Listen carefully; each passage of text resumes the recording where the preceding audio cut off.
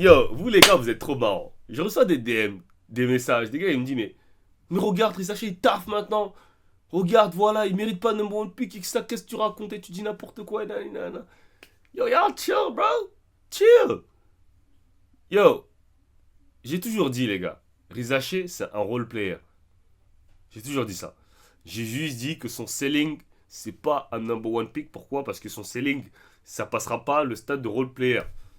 Et pourquoi ça passera pas le stade de role player? Parce que son jeu, c'est un jeu qui est trop. Il est trop limité. Genre, c'est pas un jeu, il a pas un potentiel de go-to guy. C'est tout ce que j'ai dit. Vous êtes là, oui, mais regarde, il taffe maintenant. Oui, il fait quoi de plus que le début de saison si vous regardez bien? Il met des shoots. C'est la seule chose qu'il fait de mieux. Il met des shoots. Et je savais très bien que Zaché c'était un tireur correct. On l'a bien vu en pro. Il a prouvé que c'était un bon tireur. C'est pas comme par exemple Nolan. Que les gens attendent qu'il se transforme en bon shooter. Alors que quand t'es pas un bon shooter, tu peux pas te transformer en bon shooter. Mais Zachary, ça a toujours été un shooter. Donc bien évidemment, le fait qu'il mette pas de shoot au début de la saison, je sais pas c'est dû à quoi, mais peut-être le rythme. Et maintenant, il met plus de shoot. Mais il y a quoi d'exceptionnel dans son game qui vous montre, qui montre qu'il va devenir un All-Star ou un truc comme ça? Rien. C'est toujours la même chose, hein. Et il n'y a rien de mal à ça. Comme je dis, il n'y a rien de mal à être un role player, un beau role player. Il n'y a rien de mal. Moi, j'ai juste dit que la hype et tout ce qu'ils mettent sur lui pour que ce soit un number one pick, c'est pas un potentiel, c'est pas un number one pick. Quand tu regardes les 5 derniers number one pick, par exemple, c'est tous des Anthony Edwards, Paolo, Wemby. C'est que des mecs. On vise à ce qu'ils soient All-Star. Pas un mec qu'on célèbre qui tourne à 12 points de moyenne. Mais il est bon. Il fait une bonne. Ils sont corrects. Moi, je veux pas le nier ça, tu vois. Et ça fait longtemps que je peux regarder full game, mais on va voir les shoots qu'il met. Voilà, tu vois, c'est drive, cut, 3 points, c'est très bien. C'est très bien. Je veux pas dire. Enfin, c'est très bien pour ce qu'il fait. Bon role player. Contre-attaque, lay-up. Tu vois, enfin, je pense. Moi, après, récemment, je regarde pas les matchs. Mais voilà, c'est les moves qu'il mettait depuis le début de saison. C'est des bons trucs, mais c'est pas. Déjà, à part shooter, qu'est-ce qu'il fait? Il prend pas de rebond, il fait pas de passe d'ess, il crée pas de jeu. Wouh! Ouh, ce move! Tough! Oh, hold on. Hold on. Wouh! Ouh! That was tough.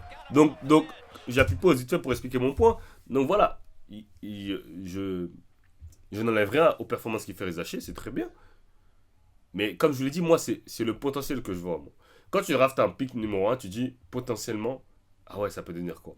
Quand tu regardes Stephen Castle et Rizaché, tu vas me dire que potentiellement, tu dis que dans 10 ans, ou même pas dans 10 ans, dans 3-4 ans, Rizaché va être meilleur que Stephen Castle?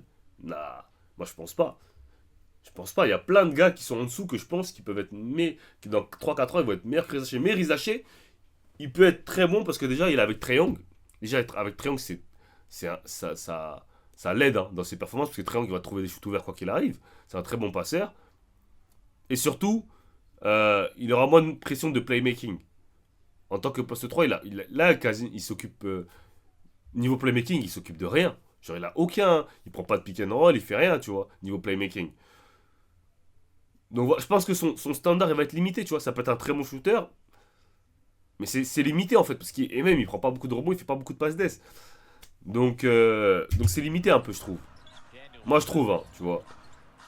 Mais dans le rôle de shooting, cut, il va être très bon dans ce rôle-là. Tu vois, voilà. Ça, il va le faire, ça. Ça. Et c'est la même chose que je reprochais à Bilal. Ok, mais Bilal, c'est pas pareil parce que c'est pas un bon tireur. Mais c'est de ne pas être plus dans la création, tu vois. De pas être plus dans la création. Surtout dans une équipe qui perd, joue. Ils s'en foutent parce qu'en fait, les gens ne comprennent pas, les années elles passent trop vite. Genre si tu le fais pas la première, deuxième année, pourquoi tu le feras la troisième année? Tu vois quand l'équipe va s'améliorer, quand ils vont drafter un mec de ta position. Genre tu vois ce que je veux dire? Tu vois ça c'est bien ça de la part de Yashi, ça c'est bien.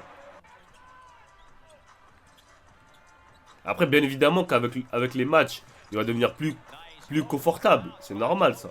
À force de jouer, il va devenir plus confortable. Et surtout là, sur la fin de saison, il y a plein d'équipes qui tankent, il y a plein d'équipes qui trucs. Donc il va améliorer ses performances, je pense, tu vois.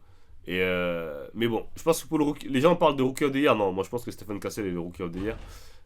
On va aller voir les stats. Euh, je sais pas qui est. Stephen Castle, c'est quoi ses stats?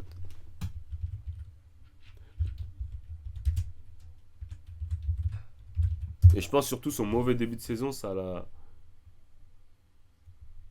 Pourquoi ça est facile?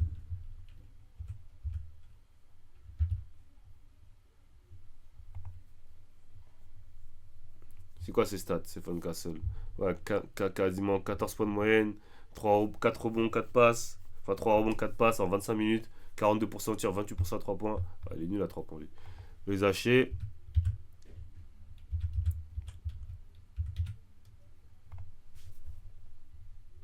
Les hachés, 12 points, 3 rebonds. Ouais, il faut qu'il fasse plus de passes d'ess.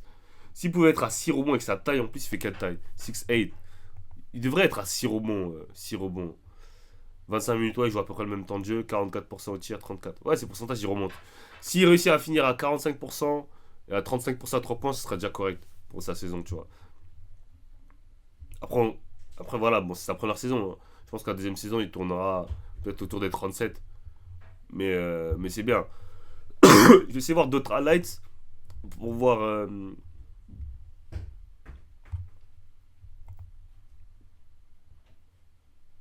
Alors, il n'y a pas des autres highlights récents. Est-ce contre Philadelphie? Non. On va aller voir ça, les 15 points. Je veux juste voir, moi c'est surtout. C'est les trucs que je vois de l'agressivité. Tu vois? Tous ces trucs-là, c'est ça que je vois chez un joueur. Je me dis, ah ouais, lui, ça peut être un All-Star, ça peut être un. Tu vois? Je vois pas assez d'agressivité chez les hachés. C'est ça le truc.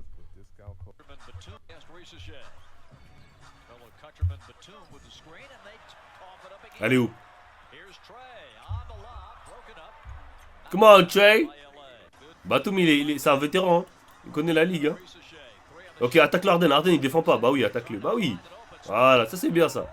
Attaque Arden. Arden, tu sais très bien qu'il défend pas. Tout le monde sait ça.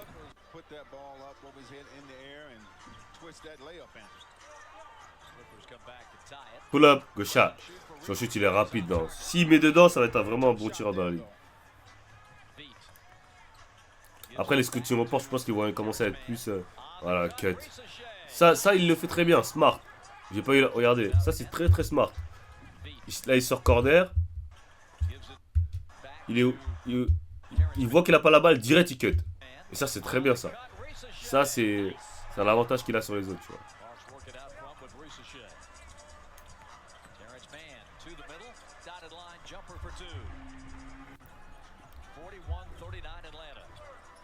Pull up. Il chute tellement vite. Non, c'est tough. C'est tough, c'est tough.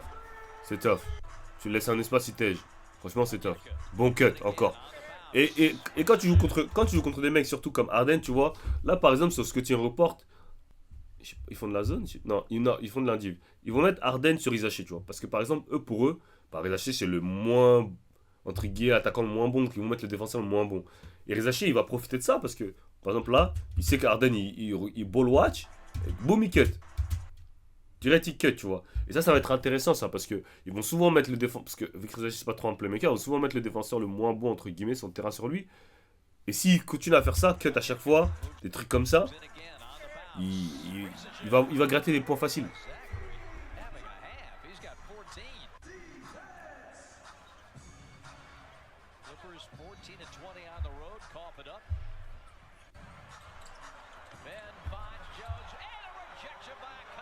Et il court bien en contre-attaque aussi.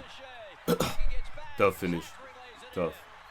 Tough, tough, tough, tough. Atlanta, ils sont bien placés ou quoi? Ils vont aller en playoff? Ce serait intéressant de voir s'il va en playoff, Rizaché. Ce serait bien pour sa première expérience qu'il a en playoff. Franchement. Est-ce qu'ils vont aller en playoff? Je sais pas du tout. Standing.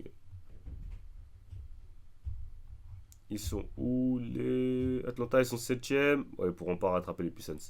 Ouais, c'est mort. Donc ils vont aller au play-in. Play-in, est-ce qu'ils vont réussir à battre Orlando? Je pense qu'ils vont pas battre Orlando. Attends, c'est 7. Non, c'est quoi le play-in? C'est 7 contre. 7-8. Ouais, c'est 7-8. 9-10. Le gagnant de 9-10, il va jouer contre le gagnant de 7-8. Et le perdant de 7-8, il va jouer contre. Non. Le gagnant de 7-8, il va en playoff directement. Et le perdant, il va jouer contre le gagnant de 9-8. Ok. Donc je pense qu'ils ouais, ils peuvent battre. Ils peuvent perdre contre Orlando, je pense. Parce qu'Orlando, ils ont eu leurs joueurs blessés pendant longtemps. C'est pour ça qu'ils sont aussi mauvais. Mais au début, c'était bon. Donc après, ils vont jouer Chicago. Je pense qu'ils peuvent battre Chicago ou Miami. Ouais. Donc s'il fait une campagne de playoff contre Cleveland première, ça peut être pas mal, pas mal, pas mal pour lui. Ok? I'm out of here, guys.